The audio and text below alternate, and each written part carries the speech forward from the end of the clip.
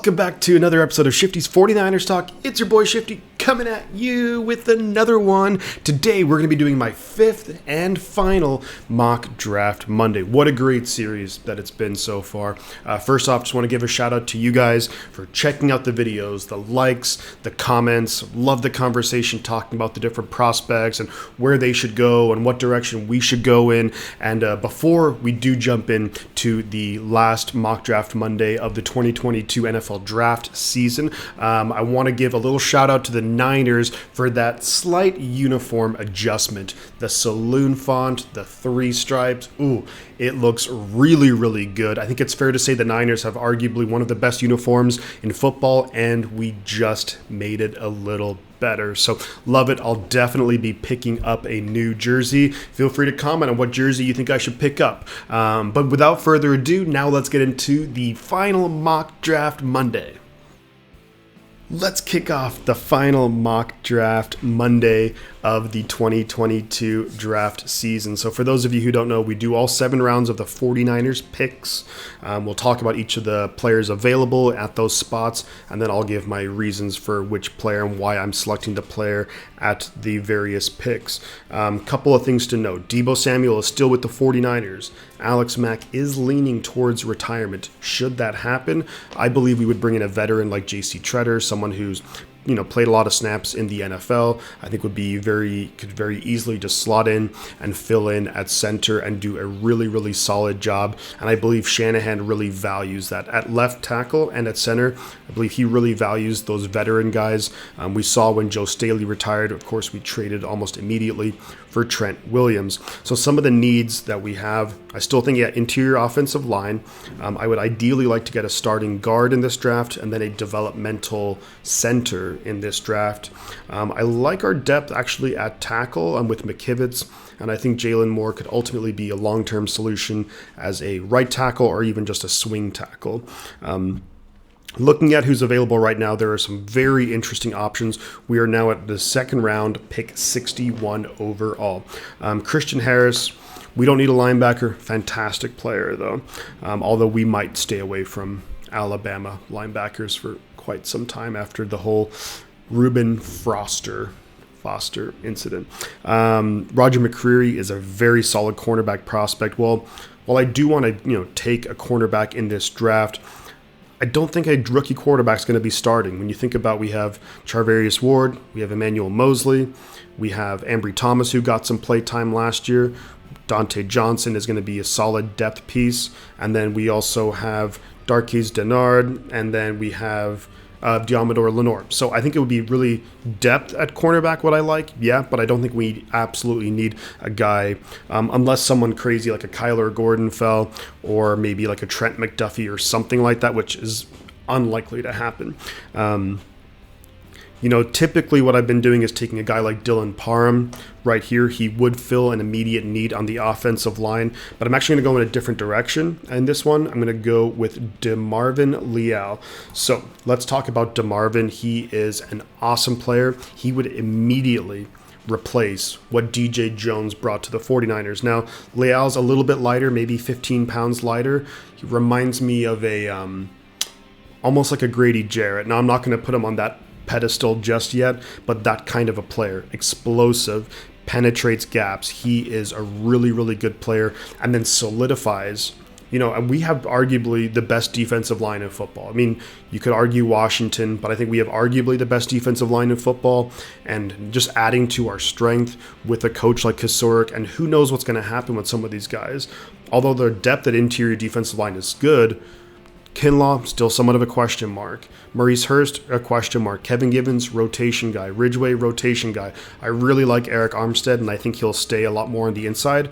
But beyond him, we got maybe a couple of rotation guys and then question marks. Now, I think Kinlaw, of course, has potential through the roof to be absolutely fantastic, but we don't really know that yet. So I don't want to just pencil him in and be like, hey, he's like a 10-year starter. So let's now move. We're at round 3, pick 93 overall. So we've got some depth now on the defensive line. Ideally, I would look to upgrade maybe the interior offensive line, but I'm also not going to force the issue. Now, we do have Lycidas Smith, based on the fact that I can't really pronounce his name, I'm not going to act like I know too much about him. I haven't really watched a ton of Virginia Tech tape in recent times. So who could we go? Let's fill some needs here. It's not really a need, but Alec Pierce is an interesting prospect right here. Wide receiver from Cincinnati. Some people are kind of comparing him to Cooper Kupp and think that he could be the next Cooper Kupp. I don't want to go that far. I mean, those kind of expectations are crazy, especially when you consider the year that Cooper Kupp had in 2021. The other option, and one that I'm actually leaning towards a little bit, is going to be Marcus Jones, the cornerback from Houston. Now, I did just talk about cornerback not being a huge need and its depth piece, but Marcus Jones, a fantastic option for a slot cornerback. And look, here's what we're going to do. We're going to draft him, because here's the thing. He would actually immediately replace what K'Wan Williams brought to this defense. So I think especially down the stretch, we just saw how good this defense was, and it was firing on all cylinders. And now arguably our two biggest losses on defense, we've replaced DJ Jones and we've replaced K'Wan Williams. Someone like Jaquiski Tartt could always be brought back on a one-year deal. So as much as I do want to get a safety, and hopefully at some point there'll be a safety that warrants the pick at that spot, I don't think we have to force the issue. Go with the best guys and we'll work it out. So let's move on here. So we have DeMarvin Leal, we have Marcus Jones. So we've really added some talent to this defense. Now, someone who I haven't talked about a lot, Zach Tom from Wake Forest. Now, just look at this guy. He's played 34 games at Wake Forest, left tackle center. He can actually play any position on the offensive line. He is incredibly versatile, and that's something that I think he's like Daniel Brunskill, but better, essentially. Now, let's just say Alex Mack retires. We sign J.C. Treader. We still have an opening at one of the guard positions, whichever position Aaron Banks doesn't play. To me, initially, maybe Brunskill starts in that role, and then you could work in a guy like Zach Tom, and you can tell by the way I'm talking about Zach Tom that I'm going to take him. So let's just select Zach Tom right here from Wake Forest. Love this pick. There are a lot of running backs that were available at that spot, but I just think it's just too early. Even though my boy Pierre Strong from South Dakota State was there, I just think it's too early for a running back. Now, come round 5, round 6, I'd be more than happy to take a running back that warrants the pick. And I do want some depth at running back, because we saw our running back depth did get tested last year. But again, don't have to force the issue. And there will be guys available later who can play. Now we're in the 4th round, pick 134 overall. So very quick, Leal, Jones, Zach Tom. So we got some depth on the offensive line, picked up some really solid defensive players. It's still saying that interior offensive line, it's not really accounting for the fact that Zach Tom can play on the interior. We got some other needs. It's saying here, wide receiver, edge, safety. To me, I just really want to go with someone who stands out as just a quality player. D'Angelo Malone is actually someone who does, and that's kind of going along the thinking of like we did with the DeMarvin Leal. It's building on a strength. Now we have plenty of depth at edge, but a lot of those edge players are on one-year deals. So look, we have Bosa who's going to be around for a while. I think Omenahu has maybe 2 years left in his deal, but the other guys, and who I like, Ebukam, we have Hyder, we have Willis, we have Toure, all on 1-year deals. So we don't know whether they're going to be around for a long time. So maybe going for a D'Angelo Malone, who is fantastic, really, really athletic. Someone who was just, and I think I took him in the last mock draft, excellent production. Of course, it's in a lower conference, but someone who just really jumps off the screen when you watch him play. Other guys who I like right here as well, Hassan Haskins, loved watching him play. Kingsley Enagbare, someone who I'd taken before in the mock draft series. Jerome Ford is a really solid prospect at running back, someone who we brought in for a visit. But let's get some depth here on edge. D'Angelo Malone. So the defense, what we're looking to do with how this mock is playing out is our defense should be locked and loaded. Again, I would envision with how it's gone so far that there not being a upper tier safety available that really warrants the picks, in my opinion. I would really like to bring back Jaquaski Tart on a 1-year deal. So we're now into the 5th round, I believe. Yes, the 5th round. It's going to be pick 172. We're going to have a couple of picks coming in hot and heavy. So let's see who is available. Cool. So they just took Smoke Monday. We talked about him before, maybe the best name in the draft. And of course, that is as good a reason as any to pick a player. But let's see who's available. I'm leaning towards Jerome Ford here just because we brought him in for a visit. We saw last year how much our running back depth got tested. And even with moving to Trey Lance, a quarterback, I think especially early on in the season, we're going to rely on the run game heavily. So we're going to want a lot of guys who can rotate in. And when you run a lot more, it's much more likely that guys get hurt. So we're going to be testing that depth, I think, could be pretty early. Another guy who I like a lot is actually Charlie Kolar. I took him before in a mock draft. Let's get a look at this guy. 6'6", 255, 3-star recruit. Really solid player who I think would be an ideal backup to George Kittle. I would like him here potentially more than a Ross Dwelly, Charlie Werner. Those guys really don't offer a ton. Not hating on those guys, but I just think we could definitely do better at the tight end position. Some other positions available here. Reggie Robertson Jr. is someone who's interesting. Donovan West. Donovan West is someone who I do like a lot as well. Could be potentially like a long-term center prospect. But here, Jerome Ford, Charlie Kolar. This is a tough one. I think the need at tight end is maybe a little more because at running back we do have Mitchell, Sermon, Wilson, Hasty, and maybe there could be a running back available a little bit later who could play in this offense. So I'm going to go Charlie Kolar. Great size. Really athletic too. I think after Jelani Woods from Virginia Tech, he is the second highest rated in terms of athleticism based on like combine performance and all that stuff. So getting another athletic guy who, I think Werner and Dwelly are okay options, but Kolar definitely has ability to develop into a really solid second tight end, much better catcher than Werner, and I think a better blocker than Dwelly. So maybe he bumps one of those guys off the 53-man roster. Now, kind of curious to see who is available right here. So we are now in round 6, pick 187 overall. And let's take a look and see who is available. Now, might have to go for my guy, Verone McKinley. I do really like Verone McKinley Jr., Verone McKinley the third. But let's take a look and see who else is available. We have Leon O'Neal Jr., who I like a lot too, Texas A&M. It's funny because earlier we picked DeMarvin Leal, and watching Texas A&M, I was actually watching them for Leon O'Neal Jr. because the Niners do have like a bigger need at safety. But yeah, DeMarvin Leal just stood out every time I was watching them, he's just fantastic. Cool. Let's see who else we got here. You know what? I'm going to take my boy. I'm going to stick with the guys who I like. Verone McKinley. I think he could develop as a safety.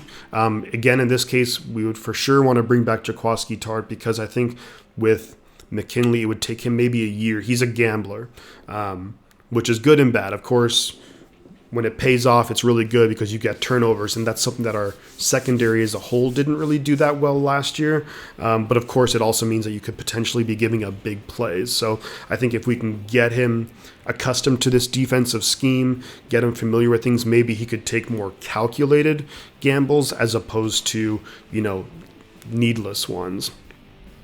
All right, we are now in round 6. We have back-to-back picks. 220 and 221. There's a lot of different ways we can go right here to round out the draft. Now, again, in reality, the Niners do have a pick in the 7th round, which is Mr. Irrelevant, but I do want to see who is available here. Oh, Alec Lindstrom. I am going to take him and not even think about that to start off. So, Alec Lindstrom, why am I saying that? Well, I actually am surprised that he's available here at the end of the 6th round. I would have thought he'd be maybe more of a 4th round pick. I love Alec Lindstrom. He's got leadership qualities just through the roof. I think he's a guy who'll need to bulk up, maybe get that NFL strength. So I don't think he's a guy who would start day one at center, and he is a long-term center prospect. But Alec Lindstrom, man, this guy I think would be an ideal replacement for, assuming that, let's just say Alex Mack again retires, this offseason. You sign J.C. Treader to a 2-year deal.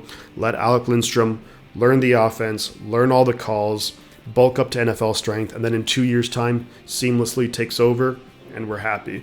There was a quote. I was watching the Boston College game, and the announcer said that Boston College's offensive line had a great game, and after the game, Alec Lindstrom cried because of how well they played, and that's just, you just know that guy absolutely loves football.